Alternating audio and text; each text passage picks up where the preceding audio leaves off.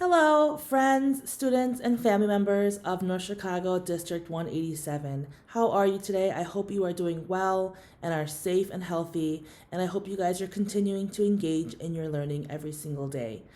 My name is Jennifer Pajente, and I thought I would share with you one of my favorite storybooks. It is called Now One Foot, Now the Other by Tommy De Paola. Bobby was named after his best friend, his grandfather Bob. When Bobby was just a baby, his grandfather told everyone, Bobby will be 3 years old before he can say Grandpa, so I'm going to have him call me Bob. And Bob was the first word Bobby said. Bob was the one who helped Bobby learn to walk. Hold on to my hands, Bobby, his grandfather said. Now one foot, now the other. One of the best things Bob and Bobby did was to play with the old wooden blocks that were kept on a shelf in the small sewing room under the front stairs.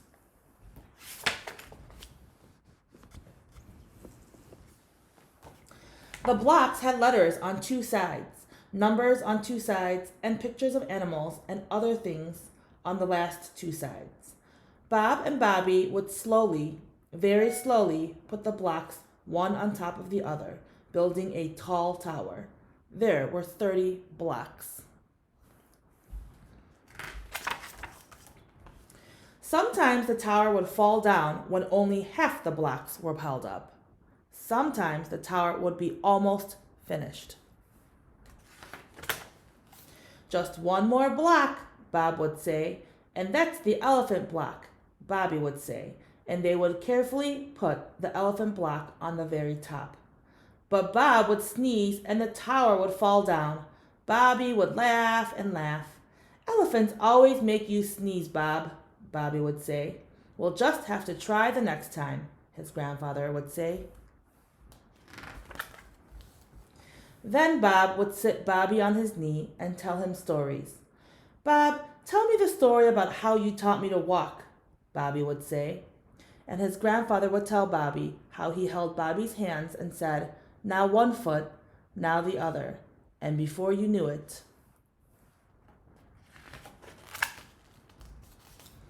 On Bobby's 5th birthday, Bob and he had a special day.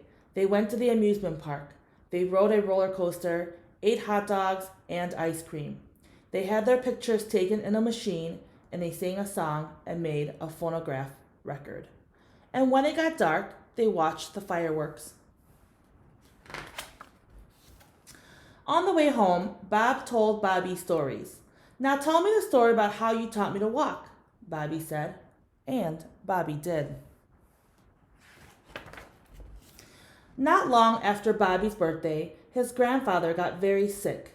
Bobby came home and his grandfather wasn't there. Bob is in the hospital, Dad told Bobby. He had what is called a stroke. I want to go see him, Bobby said. You can't, honey, Mom told him. Right now, Bob's too sick to see anyone. He can't move his arms and legs, and he can't talk. The doctor's not sure if he knows who anyone is. We'll just have to wait and hope Bob gets better. Bobby didn't know what to do. He didn't want to eat. He had a hard time going to sleep at night. Bob just had to get better. Months and months and months went by. Bob was still in the hospital. Bobby missed his grandfather. One day when Bobby came home from school, his father told him that Bob was coming home. Now, Bobby, Dad said, Bob is still very sick. He can't move or talk. When he sees your mother and me, he still doesn't know who we are. And the doctor doesn't think he'll get any better. So don't be scared if he doesn't remember you. But Bobby was scared. His father didn't remember him. He just lay in bed. And when Dad carried him, Bob sat in a chair, but he didn't talk or even move. One day, Bob tried to say something to Bobby, but the sound that came out was awful. Bobby ran out of the room. Bob sounded like a monster, Bobby cried. He can't help it, Bobby, Mom said. So Bobby went back to the room where Bob was sitting. It looked like a tear was coming down Bob's face. I didn't mean to run away, Bob. I was scared. I'm sorry, Bobby said. Do you know who I am? Bobby thought he saw Bob blink his eye. Mom, Mom, Bobby called. Bob knows who I am. Oh, Bobby, Mom said, you're just going to upset yourself. Your grandfather doesn't recognize any of us. But Bobby knew better. He ran to the small sewing room under the front stairs. He took the blocks off the shelf and ran back to where Bob was sitting. Bob's mouth made a small smile. Bobby began to build the tower. Halfway, almost to the top, only one block left. Okay, Bob, said Bobby, now the elephant block.